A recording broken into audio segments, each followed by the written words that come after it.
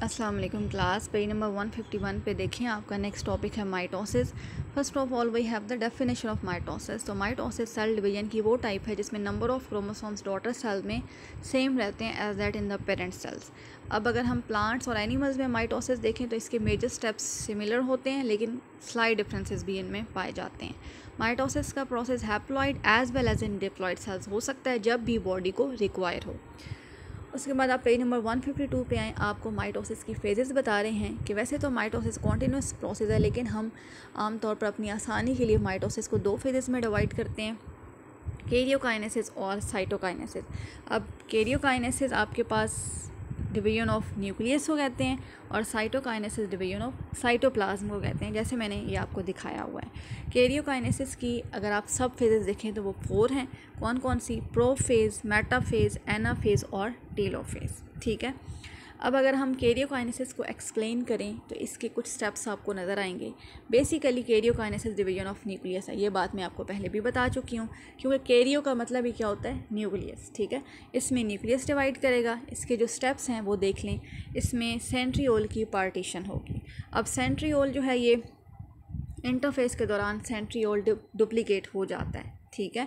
अब वैसे तो आमतौर पर 2 सेंट्रियोल्स होते हैं ना, मतलब एक सेंट्रोसोम। पेयर ऑफ सेंट्रियोल को सेंट्रोसोम भी कहते हैं। समझ लें एक सेंट्रोसोम या फिर 2 सेंट्रियोल्स होते हैं। तो जब इंटरफेस के दौरान ये डुप्लीकेट होते हैं तो हमारे पास 2 पेयर्स ऑफ सेंट्रोसोम, या इन अदर वर्ड्स हम कह सकते हैं कि 4 सेंट्रियोल्स हमारे पास मौजूद हैं। तो जब कैरियोकाइनेसिस का प्रोसेस बिल्कुल इनिशियल स्टेजेस पे होता है तो सेंट्रियोल्स की पार्टीशन होना शुरू हो जाती है और ये ऑपोजिट पोल्स की तरफ माइग्रेट करते हैं, या opposite sides of the nucleus ये माइग्रेट करते हैं। 2 पेयर्स हैं तो एक पेयर न्यूक्लियस से एक साइड पे रहेगा और दूसरा पेयर न्यूक्लियस से दूसरी साइड पे चला जाएगा। इस तरह से बायपोलैरिटी इस्टेब्लिश हो जाएगी। बायपोलैरिटी का मतलब है कि 2 साइड्स सेल की बन जाएंगी। नेक्स्ट, अब आपके पास जो स्टेप है वो है माइक्रोट्यूब्यूल्स का ओरिजिनेट होना। ठीक है, तो 3 तरह के माइक्रोट्यूब्यूल या 3 सेट्स माइक्रोट्यूब्यूल्स के ओरिजिनेट होते हैं from each pair of centriole. Centriole का पर्पज़ ये होता है कि बायपोलैरिटी को इस्टेब्लिश करना और माइक्रोट्यूब्यूल्स को ओरिजिनेट करवाना। तो 3 sets of microtubules her pair of centriole से ओरिजिनेट होते हैं। वो कौन कौन से सेट्स हैं? एस्ट्रल माइक्रोट्यूब्यूल्स हैं, काइनेटोकोर माइक्रोट्यूब्यूल्स हैं और पोलर माइक्रोट्यूब्यूल्स हैं। ठीक है। अब काइनेटोकोर माइक्रोट्यूब्यूल्स और पोलर माइक्रोट्यूब्यूल्स को हम स्पिंडल भी कहते हैं। ठीक हो गया। और इनको कलेक्टिवली किस किस को? एस्ट्रल माइक्रोट्यूब्यूल्स को, काइनेटोकोर माइक्रोट्यूब्यूल्स को, पोलर माइक्रोट्यूब्यूल्स को कलेक्टिवली हम माइटोटिक apparatus भी कहते हैं। अब जो काइनेटोकोर माइक्रोट्यूब्यूल्स हैं उनका काम क्या होता है कि ये क्रोमोसोम्स के जो काइनेटोकोर का पोर्शन है जिस पे स्पेसिफिक प्रोटीन्स मौजूद होंगे, स्पेसिफिक बेस अरेंजमेंट होती है, वहाँ पे ये अटैच होंगी। पोलर माइक्रोट्यूब्यूल्स क्रोमोसोम्स के साथ इंटरेक्ट नहीं करती, बल्कि ये दूसरी साइड से आने वाले जो पोलर माइक्रोट्यूब्यूल्स हैं उनके साथ इंटरडिजिटेट कर जाती हैं या अटैच हो जाती हैं। ठीक है। और जो एस्ट्रल माइक्रोट्यूब्यूल्स हैं ये आउटवर्ड रेडिएट करती हैं। आप यहाँ पे ये देख सकते हैं कि जो एस्ट्रल माइक्रोट्यूब्यूल्स हैं ये आउटवर्ड रेडिएट कर रही हैं। पोलर माइक्रोट्यूब्यूल्स एक साइड की पोलर माइक्रोट्यूब्यूल दूसरी साइड की पोलर माइक्रोट्यूब्यूल से इंटरडिजिटेट कर रही हैं, किसी भी क्रोमोसोम के साथ ये अटैच नहीं है। अगर आप काइनेटोकोर माइक्रोट्यूब्यूल्स को देखें तो ये क्रोमोसोम के साथ इंटरेक्ट कर रही हैं। क्रोमोसोम का स्पेसिफिक पोर्शन होता है जो इसके सेंट्रोमेयर में मौजूद होता है, जिसको काइनेटोकोर पोर्शन कहते हैं, उसके साथ ये अटैच हुई हैं।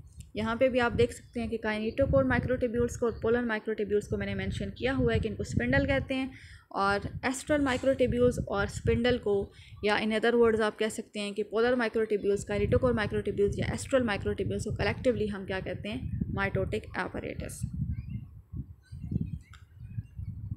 उसके बाद अब आपको ये बता रहे हैं कि ये जो माइक्रोट्यूब्यूल्स हैं इनकी कॉम्पोजिशन क्या है। तो ये ट्यूब्यूलिन प्रोटीन और ट्रेसेस ऑफ RNA से बनी होती हैं। अब इनका रोल बता रहे हैं कि इनका रोल क्या होता है।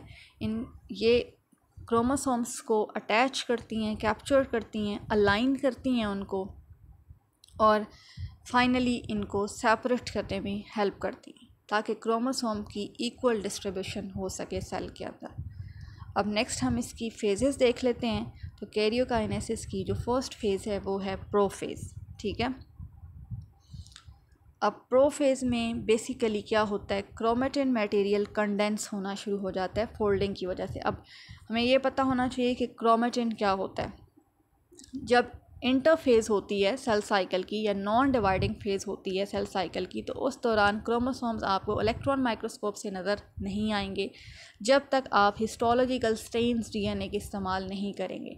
जब आप हिस्टोलॉजिकल स्टेन यूज़ करते हैं तो आपको क्रोमोसोम्स विजिबल होना शुरू हो जाते हैं और थ्रेड्स की फॉर्म में आपको नज़र आएंगे।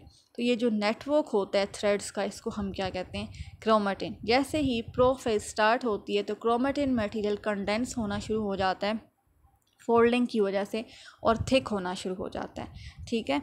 तो उसके बाद अगर आप देखें तो आपको जो न्यूक्लियर इन्वेलप है प्रोफेज में वो ब्रेक होता हुआ नज़र आएगा, डिसअपीयर होता हुआ नज़र आएगा।